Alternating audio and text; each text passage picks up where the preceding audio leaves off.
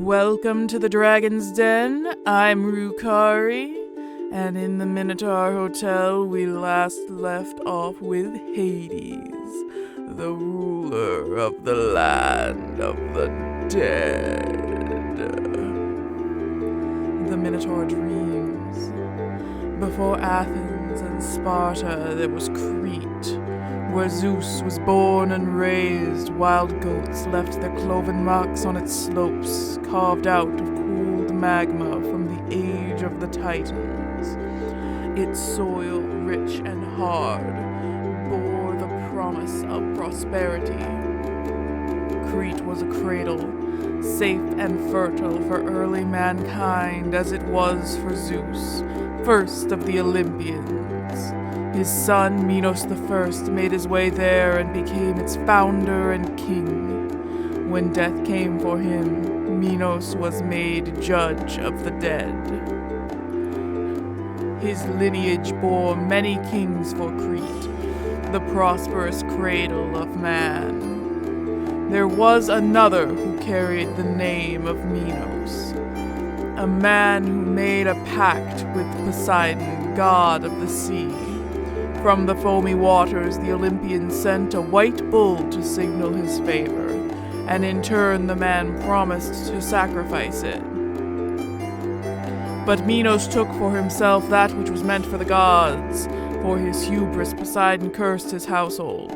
His wife, Pasiphae, was struck with lust for the beast and ordered the legendary craftsman Daedalus to craft a hollow heifer. Appreciate that they're laying out the truth of the mythology in this. Not everyone bothers to. Pasiphae took the bull's lurch and became pregnant with its child. So was born the Minotaur.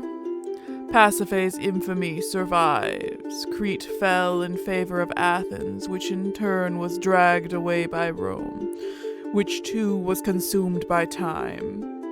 But Pasiphae's disgrace remains. Much like the tale of the cannibal half-breed she birthed survives.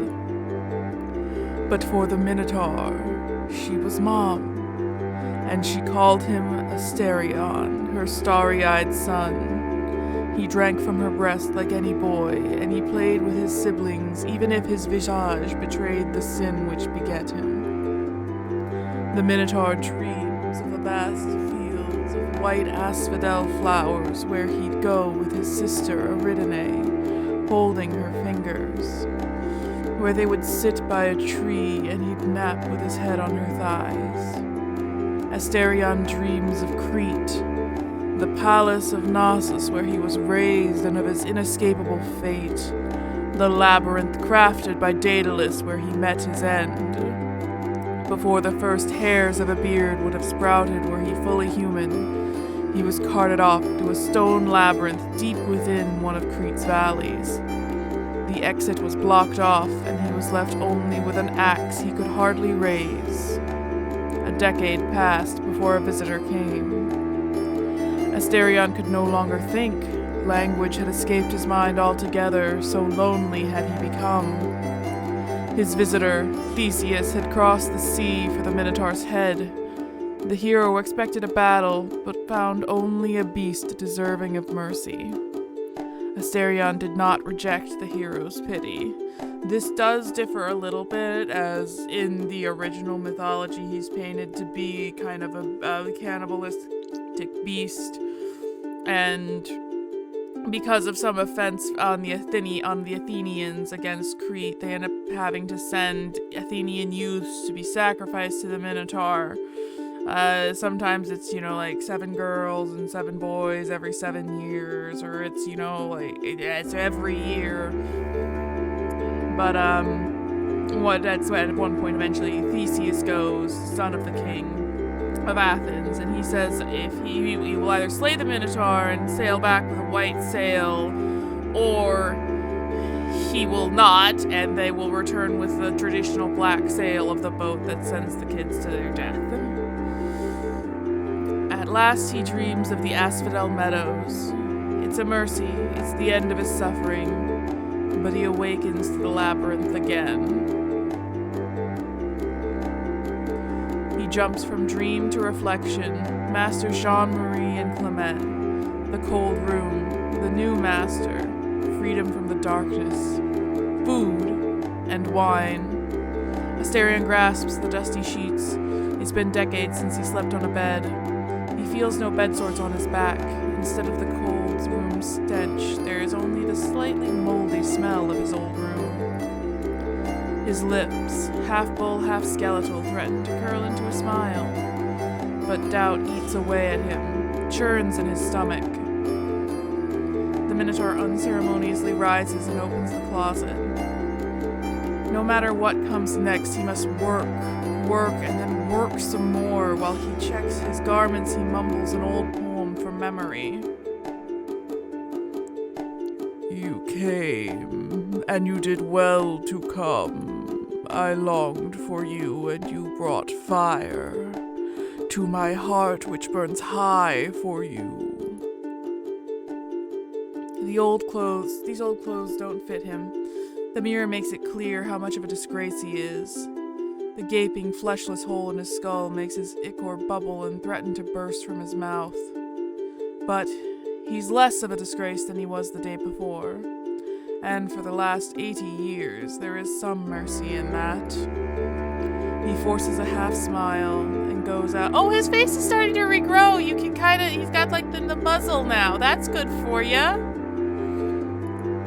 As soon as he steps out, however, his ear flicks. He catches a distant tune. Chirpy. One could even say joyous. It is faint but unmistakable. The smile disappears from his face.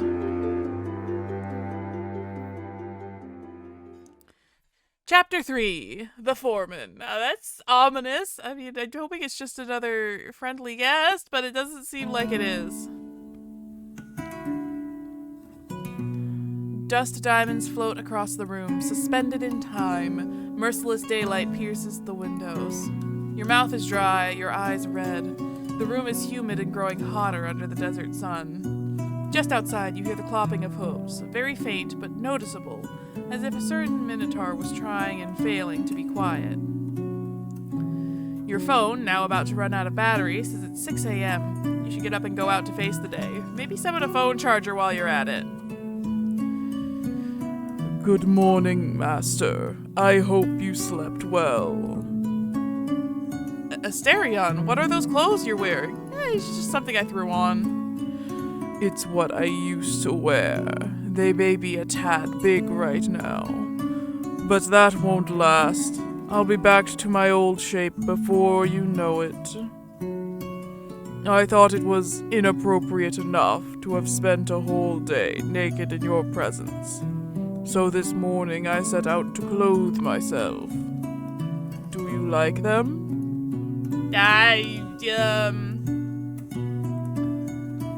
Sure, you look great. Absolutely, you look great. That's some real style right there. You are very kind. Listen, if he likes him, he likes him, that's all. Shortly after, Asterion summons a simple breakfast for you. Bread, cheese, and fruit. It's all he can offer now, seeing his kitchen still doesn't have working equipment. You take a seat while Asterion stands still with his back to the wall, looking at you. So, what do we have to do today? Any chores? There is one, but it is not something Master ought to worry about. The trinket I mentioned last night, the one which can light a pure flame. If Master so wishes, I can search for it, and then we shall be able to restore the hotel. But I can help. It's no trouble. It's not like I have anything else to do while you're busy. Let me be useful. I hate feeling like a burden. I obey the Master's will. Silence hangs around you. The air is heavy as Asterion directs his gaze at you and the food on the table. The meal of fruit, cheese, and bread is simple. One could say it's bland and boring, but the Minotaur looks at it with a fervor befitting of how thin he is. Saliva drips from his half-exposed jaw. He does not notice as the first drops fall to the floor, but once it starts seeping onto his chin's fur, he slaps his own cheek to cover the wound. His eyes go wide as he realizes what just happened. Asterion looks to you, frightful of your reaction. It is a sorry sight. His gaze conveys a sense of dread. It would seem he fully expects you to be angry at his appalling behavior. You seem hungry, Asterion. Aren't you going to eat? I don't mind sharing a meal with you. We're friends, buddy. Come on. It is improper for the servant to eat with the Lord. Master need not worry about me. I'll feed after you are done. You're just gonna make me want to stop eating, and then just that way you'll eat, because if I'm not eating, you'll eat. Is that how the previous masters treated you? Yes, that has been our custom ever since, for many centuries, shall we say. Master Jean-Marie in particular was quite strict with it. He appreciated order and hierarchy. In truth, he would have been appalled had he seen my behavior yesterday, walking around naked, depending on the master for assistance. He was kind but strict, and at times he would punish my insubordination quite harshly. After all, how else was I supposed to know what I did wrong? But even then, he was among the kinder masters.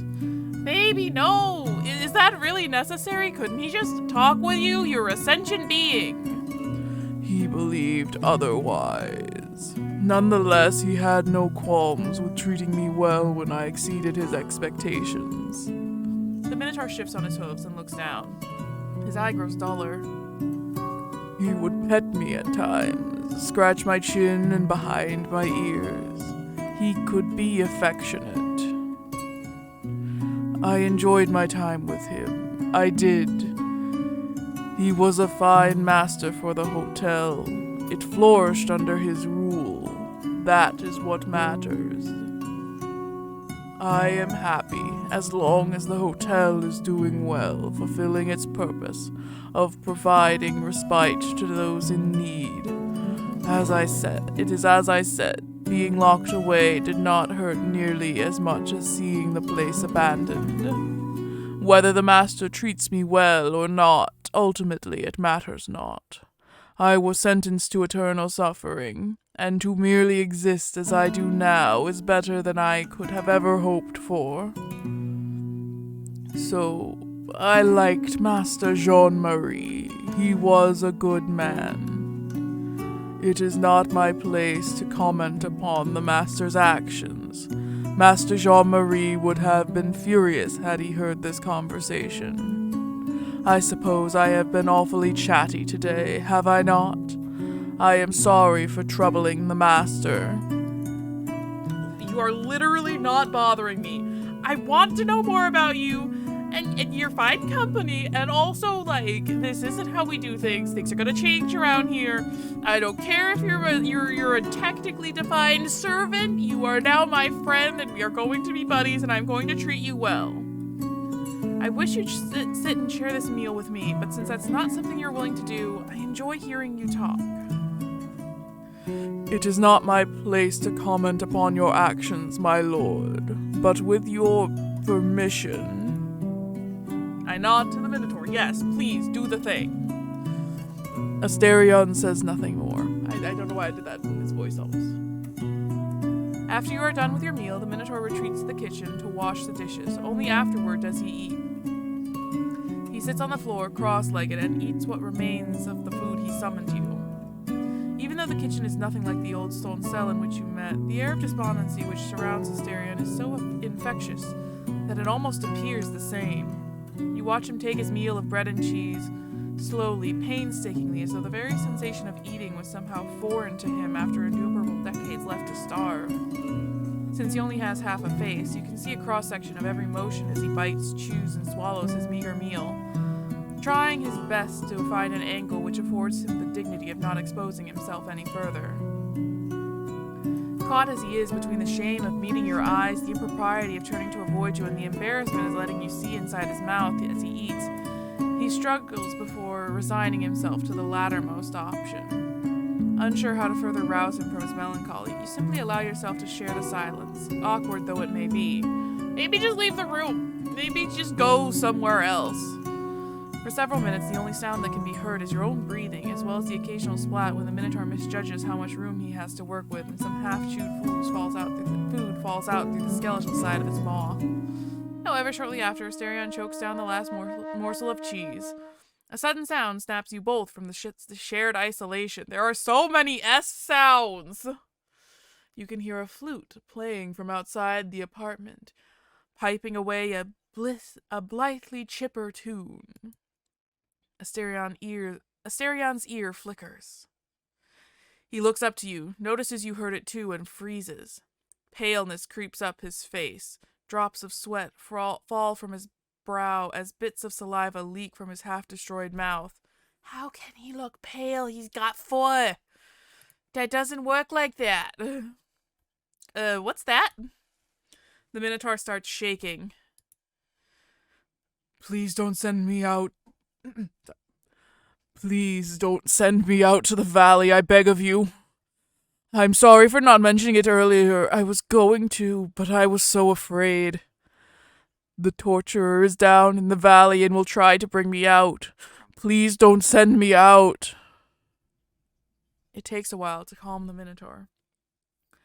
But eventually he takes you to the source of the hauntingly chirpy song, all the way down the spiral staircase, to the very depths of the hotel. Asterion follows closely behind you, even if, in theory, he should be the one guiding ahead. The song grows louder as you go down. It is carried upwards by a draft coming all the way from below. The bottom floor is bare rock, a vaguely circular gallery with a single exit leading out to the valley. So far, the entire hotel, even if dilapidated, has only given you the impression it was lovingly built, and it's eerily quiet now. It is not the case for this area at its lowest point. It was precariously carved out of the rock and left behind with an active distaste and carelessness. The sunlight pouring from outside is harsh to your eyes, accustomed as they are to the darkness of the spiral staircase.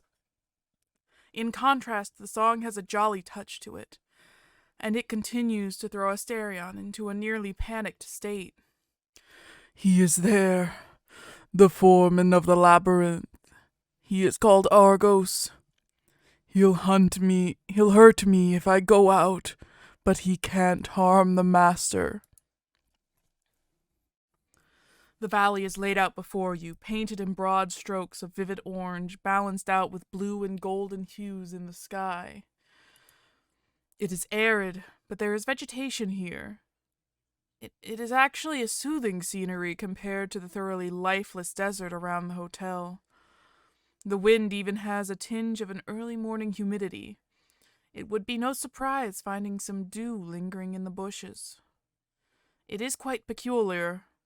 The valley seemed devoid of light when you looked down at it from the hotel's lookout, but up close it is quite different. Just ahead are 2 rows of marble statues, each one standing 4 to 5 meters tall, and a single statue of a woman pointing the sword in her hand at the hotel's entrance. Aridane? The song comes from the statue. You look back to Asterion. You can barely make out the blue flame in the cave's darkness. Praise the Olympians! The bones showed the truth. A new master is indeed upon us. A gray hand grasps the statue's shoulder, and then a serpentine shape emerges and coils around the woman's neck. Not sure if this was the right voice for you, but we're going with it. You're kinda creepy. The wait has been long, my good lord. Oh, how I have anticipated this day, when a human would again rise to fulfill the mission bestowed by Athena. You're literally wearing the white bull as a coat. You are wearing the Cretan bull. It bothers me that you have fingernails. I have spent decades lying here in this valley as interesting as a dung heap ever since Master Clement left this realm, all by my lonesome. It is as the epic said, servants never do their work when their master's hand is no longer over them. For Zeus takes half the goodness out of a man when he makes a slave of him. Without a master, the Minotaur has failed his duties. The mighty hotel is in disrepair, and the valley's entities have outright vanished. There's no work to do if a master's not around, you see. Only I remained, waiting. But that shall change soon enough. I feel the earth stirring beneath the statues. Before you know it, the old kin of the gods will be among us once more. Now, my good master, do you know your most faithful follower's name? Has the Minotaur informed you of my pedigree? Master has not offered me a greeting, nor a word of appreciation, so I can only assume the old bull neglects his duties again. You're about to speak up when he interrupts you and continues with his speech. Your face says it all. Very well, allow me to introduce myself. I am Argos Panoptes, Watcher of the Heifer, Worshipper of the Olympians. My pedigree is unmatched. I was born from the labyrinth itself, and there is no beast capable of evading my tracking. Nor any relic, for that matter. The snake holds a metal object under his arms, a set of bronze mirrors. Oh my, master, my eyes are up here. Your gaze would have me believe my form has caught your attention. Truly, I am a fine specimen, am I not? Or perhaps you are interested in this fine trinket I scavenged. It is a relic from ancient times. It focuses the sun's light into a single beam, generating a pure flame fitting for an offering. It is called the Mirror of Hestia. That's the goddess of the hearth. Keep her appeased and her blessing will tend to this realm. I found it here in the valley quite a while ago. Discarded but not destroyed. I reckon Master Clement threw it off the cliff before his departure. Eep. He knew of the mirror's value. Surely he intended to cause harm. I know for a fact this trinket here holds quite the importance up there in that hotel you have. You see, without this, it will remain in a state of disrepair. Only these little bronze dishes can light its sacred hearth. Oh my God, will you shut up? Can you stop talking? I don't care, just give me the thing. Perhaps it is Master's desire to possess such a thing? Now, it would be my pleasure to be of use. Such is my function to serve the Lord of the Realm. I shall gladly consider offering it to you, if only Master realizes a very simple request of mine. I do not trust you at all. No. It is trivial, insignificant. I merely wish to have 2 minutes with the Minotaur right here in the valley. Order him to come out and stay for 2 short minutes. I shall not lay a finger on him, that I promise you. I merely wish to become reacquainted with the prisoner. No, I can't do that. I'm not even afraid I can't do that. I just can't do that. Now why would that be? Has the Minotaur slandered my good name? How low of him. They say a coward's liver is pale. Perhaps one day I shall confirm it with my own eyes. Regardless, I would have Master know that I am merely a pious follower of the old ways. There is no reason to doubt my character, assuming that is you hold dear the word of the 12 Olympians. My duty is simple. I assist the Master in fulfilling his gods-given task of enacting the Minotaur's punishment. He was, after all, sentenced to eternal damnation. The lords of old were true heroes. They had the iron fist to do what the gods required. But then came the latter lineage of weak-willed degenerates with sacrilegious ideas. Stop clicking the right mouse button, hand. Offering mercy to the damned. Such childish silliness. Listen. I don't like... I love the mythology of the Olympians. I think it's a fascinating tale of the downfalls of humanity and finding, figures on high to be just as human as the rest of us in that they're kind of assholes. But in no way, shape, or form would I ever worship any of them or follow their commands, with minor exceptions being for certain not as bad figures. Like Hestia didn't really do a lot that was bad. She mostly just wanted to be left alone to do magic and tend to the hearth and keep the home safe.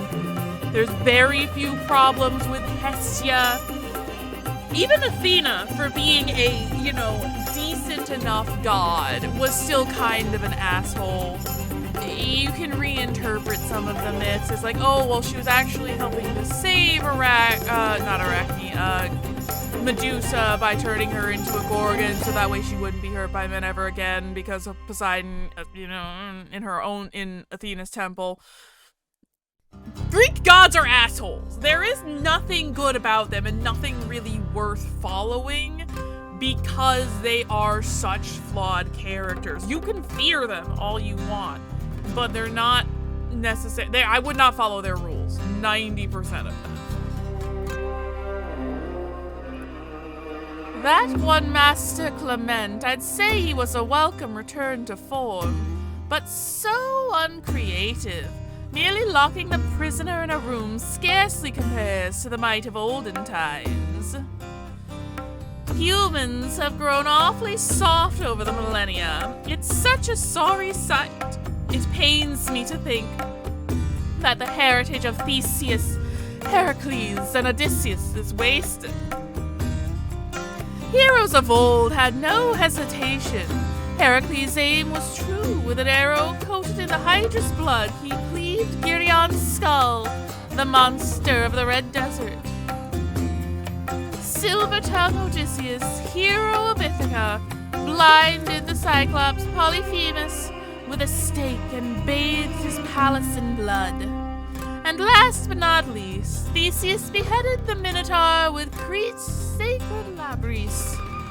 Time and time again, Athena's heroes prevailed over Poseidon's bestial descendants, good master. The triumph of civilization, of mankind over chaos. To this day, we honor Athena. Oh, it's the statues of Athena. Duh, that makes more sense. Athena was also a goddess of strategy and war, where Ares was just a goddess of battle. Ares was just Anyways, we honor Athena's and mankind's triumph here in this glorious realm. The Minotaur was sentenced to damnation, you see, and torturing him is an act of divine worship. Perhaps it is difficult for you to comprehend, fresh as you are in the labyrinth. Suffice it to say, this whole thing, this hotel, is a perversion of the Olympians' will. It was not Athena's wish to bring about mercy to the Minotaur, nor was it her intention that this prison realm be used for leisure. You humans are frightfully gifted with ingenuity. Those weak-willed masters of centuries past corrupted this fine land into a den of degeneracy. All of it accomplished by abusing the laws of the realm. Can you stop talking? But who can play this game, mind you? If humans will make contracts to push us further from the gods, then I have proposals for the Master which will bring us closer. In fact, I have a contract for you right here. I can only hope you'll see soon enough that the Minotaur you protect is a coward, one who brought about the fall of his land and the end of his lineage. He deserves no mercy, Master. Argos returns to playing his flute, and the song washes over the valley like a refreshing rain. He closes his eyes and takes his time, as if insulting your presence. The pelt he wears sways with the wind. You hold your ground, looking up to the snake atop the statue. You are not used to dealing with people this difficult in your line of work. At least not directly. You feel like you're out of your element trying to negotiate with the snake. Oh, this is where if I was a leader, I would have the option to say something. But I'm just an artist, so I say nothing. You hold your tongue. After he finishes his song, he looks down to you again. Well, what is it? You want the mirror? I made you an offer. Give me 2 minutes with a heifer, and I'll consider giving it to you. If you will not take it, I have no reason to deal with you. I may serve the labyrinth's mission, but I am not bound to your will. I need not follow your demands. However, if the Master will not take my first offer, I suppose there is one thing I want that may be palatable to you. You see, my good Master, I am an entity of the labyrinth. This earth begat me. I am born from the divine, but even I have needs. With the previous masters, I've had fine arrangements which have turned into fruitful partnerships, even if we disagreed on this whole hotel thing. Perhaps I should cut to the point, eh? You haven't this entire time! You haven't this entire time. I think I picked out my microphone there. I shall offer you a contract. It is exactly what it would seem to be. A piece of parchment setting down rules and effects. You see, Master, I may be half divine, but I need food and water. For decades now, I've scavenged this land because Master Clement left without negotiating his terms with me. The contract is clear. You will bequeath to me a fragment of your power so I may summon food, water, and shelter. I'm tired of living off this barren land. As payment for your mercy, I shall give you this divine artifact, used to light the holy flames of the hearth. I'd say it's quite the fair exchange. You will have your comfortable lair, and so will I. Save for Clement, whose reign was frightfully short, all other masters have signed this term. I've been useful to them all, as I shall be for you, and you for me. We can be good, gentlemanly neighbors. The contract also has a non-aggression clause. I shall not hurt you, and you shall not hurt me. It is a self-enforcing agreement. We will both find ourselves unable to break it. The laws here, you see, apply themselves. Contracts are very powerful. On the off chance one of us somehow breaks the terms, then our pact is terminated. I lose the powers bequeathed to me, and your hotel's hearth will go out. The trinket reverts back to my ownership. It is a most fair agreement, I'd say. Argos hands the parchment to you. It reads, "This document binds the master of the labyrinth and the snake known as Argos Panoptes, henceforth referred to as the foreman, together in an agreement. Article 1. The master leases to the foreman the authority to summon food, water, shelter, and furniture for use however he sees fit, including for the benefit of the cultivation of crops and raising of animals. In return, the foreman leases the Mirror of Hestia for the master's use however he sees fit, including for the benefit and maintenance of the structure known as the hotel as established in previous contracts. Article 2. The master and the lessee shall refrain from bringing harm to the other, directly and indirectly, by means including but not limited to violence, incentivizing or rewarding third parties towards aggression against the other, sabotaging structures, poisoning food and water, among others. Article 3. The master is forbidden from directly and indirectly interfering with the full enjoyment of the foreman's rights granted under this contract. The foreman is simply forbidden from bringing harm to the hotel. Article 4. The master is allowed to conduct inspections on the foreman's accommodation, save for the foreman's personal quarters, whose access is forbidden. The foreman is forbidden from conspiring against the master and shall not use the rights granted by this contract to bring him harm. The master and foreman are symmetrically bound by this article, including but not limited to using Hestia's mirror to bring harm to the foreman. Article 5. This contract is self-enforcing. If any of its articles are broken, then the possession of Hestia's mirror reverts to the foreman and any flame lit by the mirror is put out.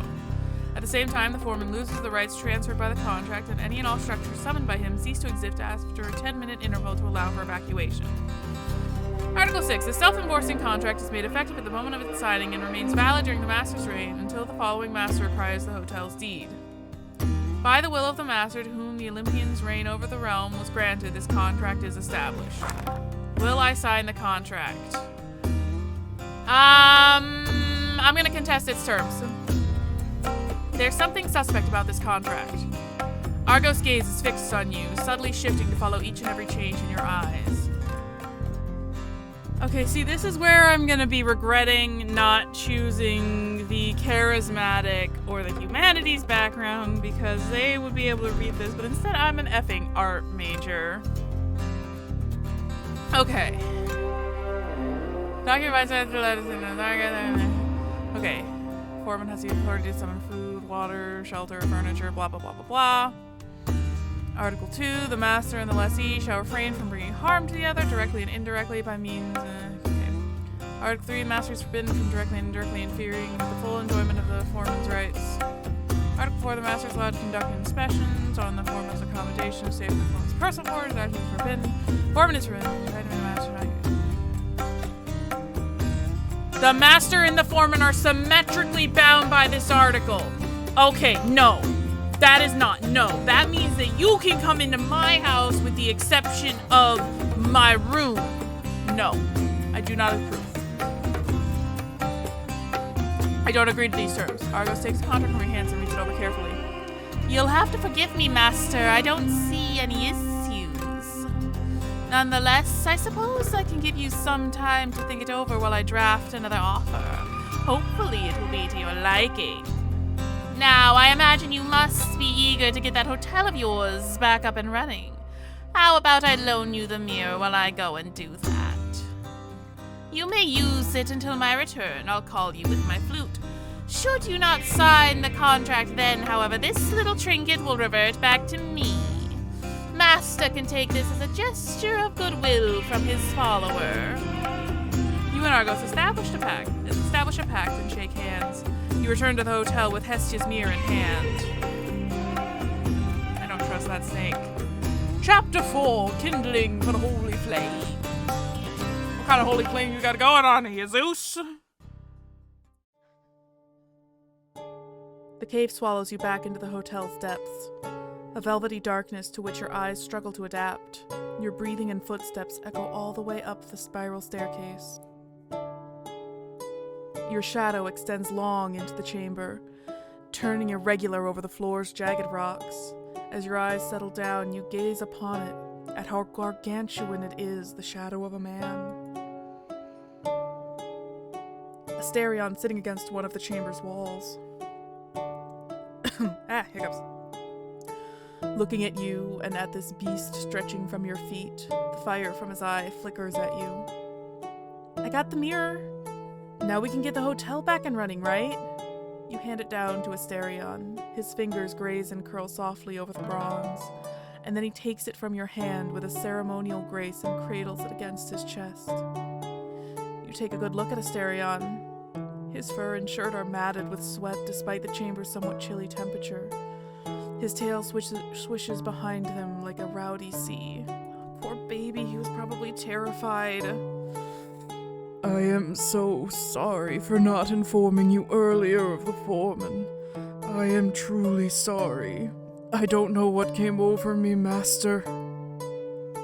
Don't worry about that. It was no trouble at all. He wanted me to send you out, but I wasn't going along with that, so we had to figure it out another way.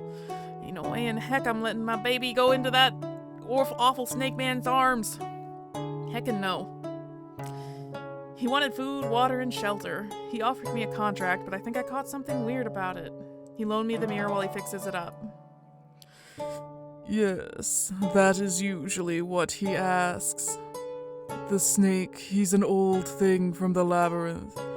His shape changes every now and then. He disappears for a few years at a time, even decades. But the foreman has existed for a few millennia now. His role, too, is to torture me. Thank you. Asterion hugs the mirror. His fingers brush against its surface, teasing out the sharp cold of the metal. He holds it against his chest like something dearly precious. Well then, shall we go back up? You okay? You capable? Yes, sir. Pardon my slowness. I am feeling a bit nauseous. This all left me in a panic. Oh no, are you having an panic attack, baby? Oh, I can wait. You sit down beside Asterion, taking a position quite distinct from his, sitting cross-legged in contrast with his knees up. So, did he hurt you back then? Is that why you were afraid of him? He doesn't usually hurt me. He plays games to terrorize me, more often than not, and he sends out worse things to get me. There are horrible things out there, creatures made by the gods themselves. Argos must be one of them, just gifted with more intelligence than bloodlust.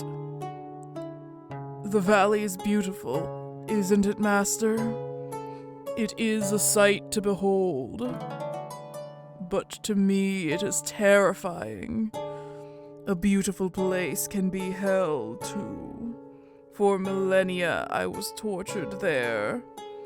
Just being down here makes me sick. Master, would you allow me to speak frankly? Yeah, you don't have to ask my permission like that. If you want to speak, do it. Consider this universal permission. I am giving you my permission to speak to me freely whenever you want. Just tell me what's on your mind. Your words cut through the gallery around you, and you hear the now familiar hum coming from the staircase. The world itself shudders in response, as if your words took root and shifted it forcibly. The Minotaur takes notice of this bone-chilling change around the both of you. You are quite lenient as far as masters go. There weren't many who ever allowed me such freedom. Ironically, Master Clement was one of the few who did.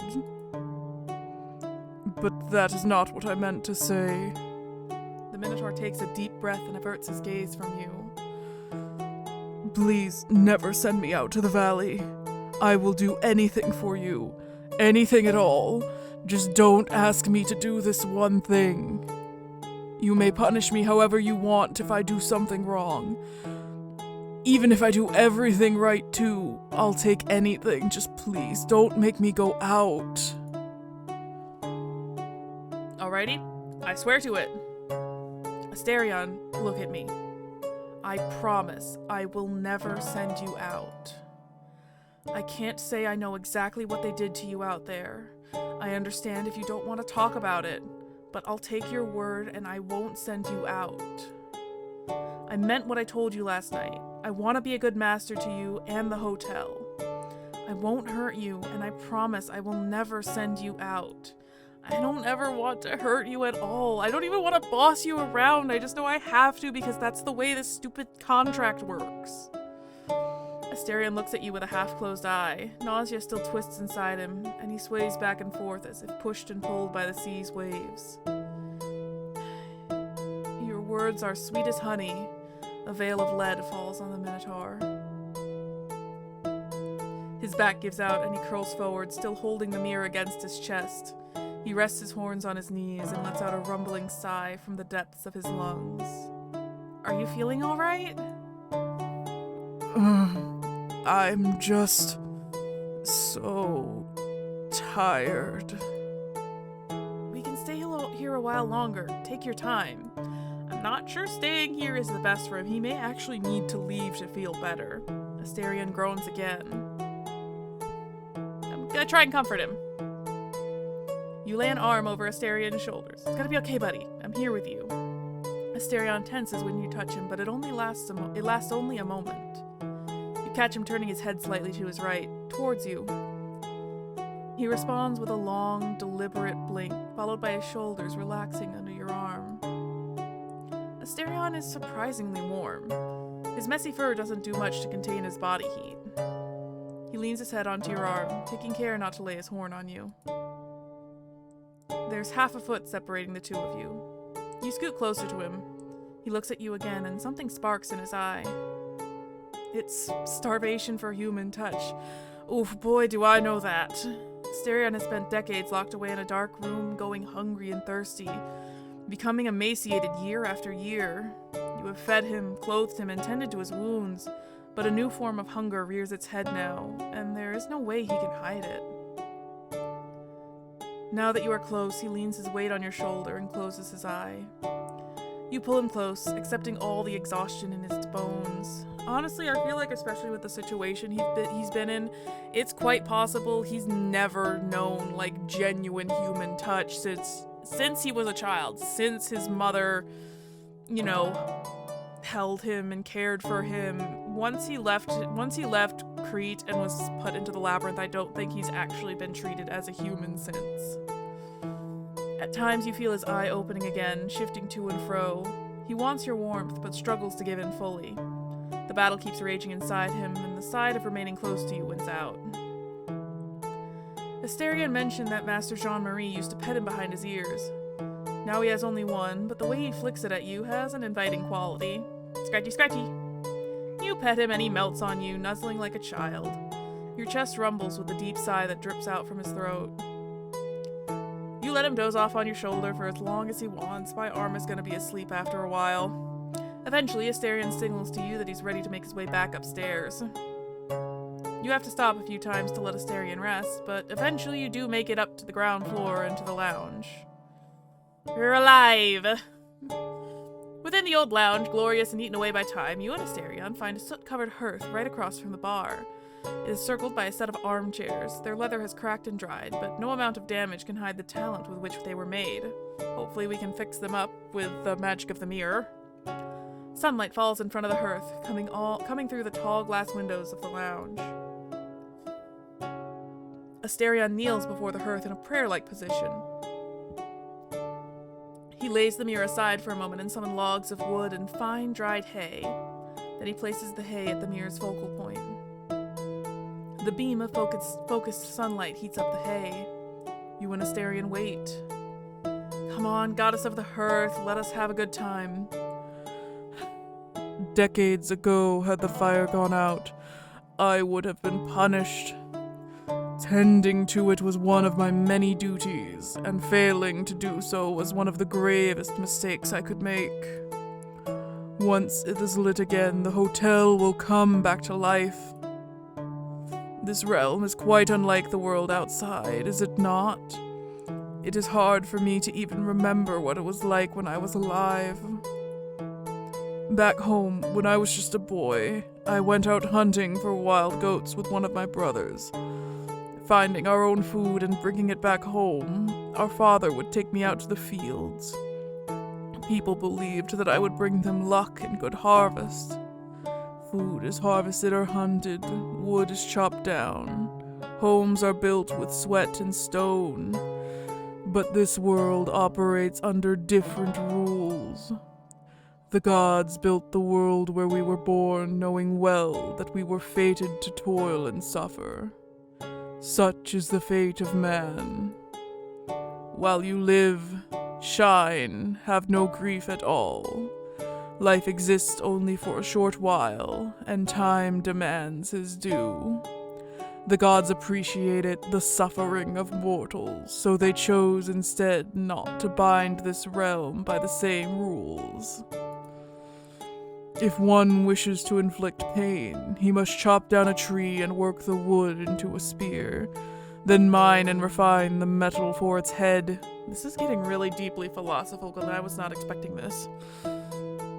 But here my jailer could summon, break, and summon spears to his heart's content. Why waste time working the land when he could so easily summon all the food his body craves? So too could he bend the rules of life and space itself. The architecture of reality, the master's will is sovereign. As Asterion speaks, the hay twists as it dries further, and then darkens and emits a fine smoke. The pure flame will soon be at hand. The gods, however, seldom grasp human ingenuity. Change confuses them. They would gladly go by centuries without changing, repeating the same days forever and ever. I saw that with my own eyes. I may be a monster, but I am half human. Change comes easily to me as well. I have shifted with each century, adapting to my master's will, doing whatever it took. A sliver of fire rises from the hay. Asterion picks it up, not caring for whether or not he gets burned, and places it between the logs. You have kindness in you. But human ingenuity at times goes too far. There are things the hotel cannot accomplish, no matter how much one tries. Man cannot be made immortal, for starters. The gods would not have been so lenient. Neither can the dead be brought back. The hotel will not make gold or silver in large quantities, and it will never print currency. Most important of all, the realm needs precise instructions on what it is intended to fabricate. As powerful as the master may be here, he can never be made into a god. That is a fundamental rule of the labyrinth. Okay, but in this day and age, I could totally make a killing off of something like copper. A pure fire fitting for the gods. The gods are gone. From the stories guests have told over the centuries, it seemed to me that the world outside was well on its way to leaving myth and magic behind. But their power lingers. An offering to them may still be heard, and the labyrinth will never let go of those fundamental rules. A man remains a man. While you live, shine, have no grief at all. Life exists only for a short while, and time demands his due. Have you listened to that song before, Master? I heard a woman from Ephesus sing that. She said her husband wrote it for her when she died. A lot of people took to singing it down there, whether in Elysium or Tartarus. I feel like I should know that. Is it like a reference to Orpheus? Life is short. For some more than others, it ought to be enjoyed. Whoever bequeathed you the hotel's deed gave you a gift greater than any fortune. This place and I will tend to your needs. You can live a blessed life, and if you allow this place to fulfill its man-made purpose, to give respite to those lost and wandering, it will give your life meaning as well. I mean, I am actually all for this. This sounds like my dream come true. I have time to be creative and explore my own interests without having to worry about the crushing reality of earning a living and living to work or working to live. Whatever is the bad version. Even an existence as wretched as mine can have beauty, my lord. I do not know why I am telling you all this. I suppose I missed talking, and I feel so nervous all of a sudden. Don't worry about that. I like listening to you. This is fine, talking like this in front of the fire. I can't say I've fully figured out how this hotel works and what's going on, but this is a nice moment, don't you think? Yes, it is indeed. The flame looks like any ordinary fire, but something in it pulls your attention to it. For a long time, hours maybe, you and Asterion gaze at it. At the back of your mind, you can hear the hotel creaking and twisting, the furniture dragging itself here and there, fabric ripping and sewing itself back up. It's the power of the hearth. I always honestly considered Hestia to be one of the most powerful, but also the most unsuspecting god/goddesses, because she had power over magic and power over the home. But she wasn't, like, actively involved to the point that, like Zeus and Poseidon and all those other assholes were in meddling with human affairs. You can, just at the corners of your vision, notice the lounge remaking itself. The sun drags itself through the sky. At some point, a vague shape materializes between you and Asterion. A wine bottle. The Minotaur is just as sluggish as you, but he manages to pick it up and open it. He offers the bottle to you before taking a sip himself, but you let him have all of it. Much like last night, he drinks directly from the bottle, although this time he proves better at managing his half-skeletal mouth. But your attention is pulled back to the fire. The flames dim the harder you look until settling down into barely lit embers. Perhaps it's your eyes tricking you, but on the hearth's flames a scene unfolds. There's you, Asterion, in the lounge. It shifts and sways. At times it reverts into an archaic tavern, its floor lined with ceramic tiles and its walls covered by barrels of aging wine.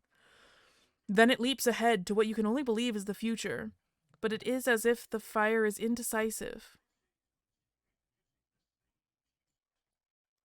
At times you see a classy restaurant and finely dressed patrons, with a wide figure behind the bar. It's a scenic space, but one with an underlying strictness that some could consider stifling. But there is another possibility. A rowdy place, perhaps even lascivious, with a scantily clad man managing it. The kind of place where one would live out unforgettable shenanigans, both disgraceful and re-energizing. Oh, these are like all of the people you can... These are the two versions of the hotel you can create. These two visions for the lounge seem to struggle against each other. A weight falls on your shoulders. The flame repeats the vision again and again, pushing you to make a choice. And that is a choice we will make in the next episode. I hope you guys are okay with a slightly longer format for these, just so we can try to make a little bit more progress on this game with a little bit fewer number of episodes. I'm really intrigued. I'm really interested. I love what they're doing with the Greek mythology. It's also very quiet, so I think I'm just gonna hurry up now. I hope you guys have a good day, and I'll see you in the next episode. Okay, bye!